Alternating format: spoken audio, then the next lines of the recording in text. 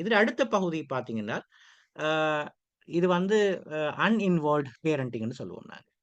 சரிதானே? இதுவும் இவங்களும் ஃபியூ டிமாண்ட்ஸ் தான். லோ ரெஸ்பான்சிவ்னஸ் இருக்கும் அண்ட் வெரி லிட்டில் கம்யூனிகேஷன். பிள்ளைங்களோட பெருசா பேச மாட்டாங்க. காரணம் பலது இருக்கலாம்.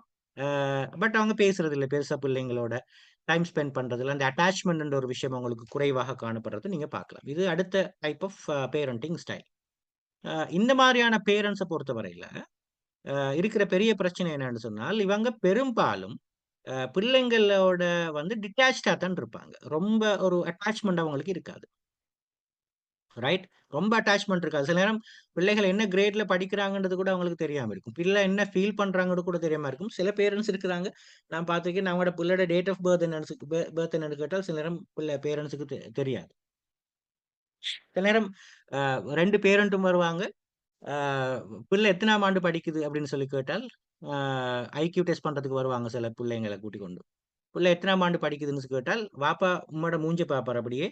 ஆ உம்மா சொல்லுவா கிரேட் 8ன்னு சொல்லிட்டு, ஓ கிரேட் 8 அப்படின்னு சொல்லுவாங்க. இது விளங்கும் எங்களுக்கு. இந்த எவ்வளவு தூரம் பிள்ளைகள் இந்த விஷயங்கள்ல அவங்க கவனமா இருப்பாங்க, கவனமா இருக்கிறாங்க. சில நேரம் இப்படியும் இருக்குது. ஆ இப்ப உதாரணமா 2 பேரண்ட்ல ஒருத்தருக்கு எல்லாம் தெரிஞ்சிருக்கும். உம்மாக்கு எல்லாம் தெரிஞ்சிருக்கும். வாப்பாக்கு தெரியாது. ஏன்டா சில நேரம் வாப்பா நினைக்கிறதா இருக்கலாம். புள்ள வளர்க்கிறது எந்த வேலை இல்ல. நான் உழைச்சு குடுக்குறது மட்டும் தான் வேலைன்னு நினைக்கிறதாக கூட இருக்கலாம். சரி சில நேரம் பேரன்ட்ஸ் 2 பேர் இருப்பாங்க. 2 பேரும் வொர்க் போறவங்கன்னு வச்சுக்கோங்களேன். அத பேலன்ஸ் பண்ணிக்கொண்டு பிள்ளைகளுக்கு டைம் குடுக்குறவங்க இருக்கிறாங்க. ஆனா சில பேரன்ட்ஸ் இருக்கிறாங்க. 2 பேருக்கும் வொர்க் போறதுனால, அந்த பிள்ளைகள வந்து சரியா டைம் ஸ்பெண்ட் பண்றது அப்படின்ற ஒரு விஷயம் இல்ல. கம்யூனிகேட் பண்றன்ற ஒரு விஷயம் இல்ல. இதெல்லாம் இருக்கிறத நீங்க பார்க்கலாம். அவங்களுக்கு என்ன தேவைன்னா, அவங்க என்ன ஃபீல் பண்றாங்கன்னா, ஓகே என் பிள்ளைக்கு நல்ல தேவையான அளவு சாப்பாடு குடுக்குறோம். அவங்களுக்கு தங்குறதுக்கான இட வசதி எல்லாம் செஞ்சு இதெல்லாம் குடுத்திருக்கிறோம். ஓகே. என்ன குறை? ஒரு குறையும் இல்ல இப்ப. ரைட். ஆனா அவங்கள கைட் பண்றதோ, இல்லாட்டி அவங்களுக்கு சில ரூல்ஸ் அண்ட் ரெகுலேஷன்ஸ் வைக்கிறதோ, இல்லாட்டி சில டிமாண்ட்ஸ் வைக்கிறதோ, அப்படியான எந்த விஷயமும் இல்ல.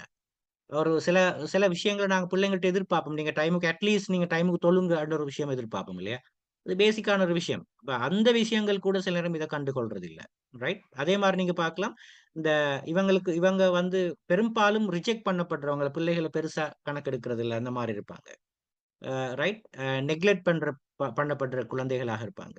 ரைட். சில நேரம் இவங்களுக்கு கோவம் வந்துச்சு அப்படின்னு சொன்னால், ரொம்ப கோவம் வந்துச்சுன்னு வச்சுக்கோங்களேன், அவங்க சில நேரம் சில விஷயங்கள கேட்கலன்னு சொல்லுங்களேன், அப்ப கண்டிப்பா அவங்க பிசிக்கலி அண்ட் எமோஷனலி அபியூஸ் பண்ற பேரன்ட்டாக இருப்பாங்க. நீங்க பார்க்கலாம் சில பேரன்ட்ஸ் வந்து பயங்கரமா பனிஷ் பண்ணுவாங்க பிள்ளைங்கள. ஆனா அவங்க கணக்கெடுக்கிறதும் இல்ல. பட் இந்த மாதிரியான சைடும் இருக்கிறது. பிள்ளைங்களோட பாசமாவும் இல்ல. இந்த மாரியான அன்இன்வால்வ்ட் பேரண்ட் இருக்கிறதை நாங்க பார்க்கலாம். ரைட்.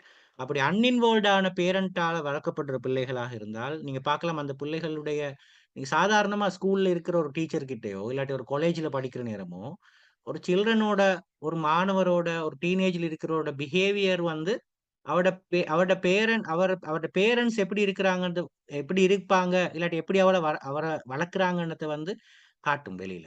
ரைட். அவர் நடக்கிற விதம், மத்தவங்கள புரிஞ்சு கொள்ற விதம், அவரோட அண்டர்ஸ்டாண்டிங் லெவல், ஆ இது எல்லாமே எங்களுக்கு ஒரு காட்டும். இவங்களோட இவங்களோட எப்படி நடக்குறாங்க, எப்படி இவங்களோட பேரண்ட்டுக்கும் பிள்ளைக்கும் இருக்கிற அட்டாச்மெண்ட் எவ்வளோ இருக்குது என்ற விஷயத்த எங்களுக்கு காட்டும். உதாரணமா ஒரு புள்ளோட ஹேர் ஸ்டைல பார்த்தாலே எங்களுக்கு விளங்கும். இந்த பேரண்ட்ஸ் வந்து எவ்வளோ எப்படி எப்படி ஒரு பேரண்ட்டா இருக்கிறாங்கன்னு. அந்த புள்ளையோட ட்ரெஸ்ஸிங் கோட பார்த்தா, அந்த புள்ளையோட எடுகேஷன பார்த்தா, அந்த புள்ளையோட பிஹேவியர பார்த்தா, அந்த புள்ளையோட அட்டிட்யூட்ஸ் எல்லாம் பார்க்குற நேரம், எங்களுக்கு விளங்கும் இந்த புள்ளையோட பேரண்ட்ஸ் இவங்க எப்படி இருக்கிறாங்கன்னு. ஸோ நாங்க தான் சிற்பிகள். நாங்க தான் செதுக்குறோம். ரைட். இது நாங்க நாங்க வெளியில போயிட்டு நாங்க இப்படித்தான் புள்ள வளர்க்கிறோம்னு சில நேரம் சொல்லி